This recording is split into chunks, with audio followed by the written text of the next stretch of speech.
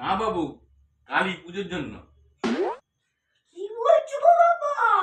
মানে বাঙালিদের তো 12টা মাস চাইতে পারবো না, তুমি সব পার্বণে মদ খাবে। অ্যামেজিং। না রে বাবু, সর পার্বণে খাবো না আমি। বাড়ি ফাটাবো বলে বোতলটা খালি করছি, এই দেখ।